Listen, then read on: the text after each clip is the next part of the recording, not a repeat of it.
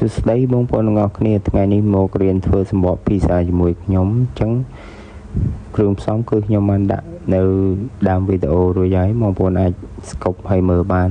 នៅពេលដែលបងប្អូនលាយគ្រឿងផ្សំហើយចាក់ចូលជាមួយម្សៅមីអញ្ចឹងមកអញ្ចឹងសូមបញ្ជាក់ទេបងប្អូនគ្រឿងផ្សំយីយើងលាយជាមួយទឹកធម្មតាហើយកូរឲ្យរលាយទុក5នាទីសិនហើយសម្រាប់ទឹកដោះគោយើងលាយជាមួយប៊ឺពងមាន់ក្រហមហើយនឹងអំបិលហើយនឹងប្រេងអូលីវ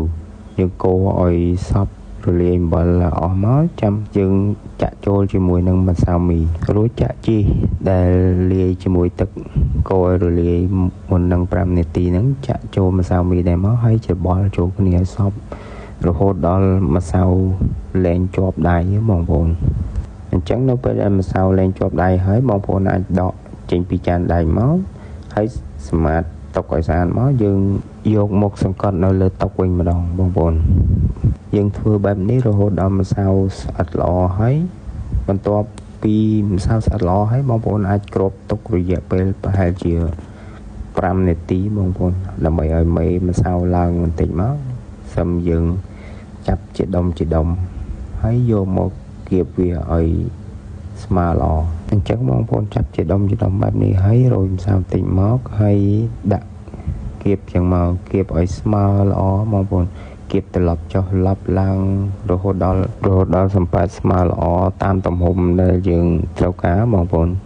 បើបងប្អូនចង់បានក្រាស់ចឹងមកក្រាស់ល្មមទៅឬក៏បងប្អូនចង់បានស្ដើងគៀបវាឲ្យស្ដើងល្អមកហើយចំណុចត្រង់នេះគឺខ្ញុំ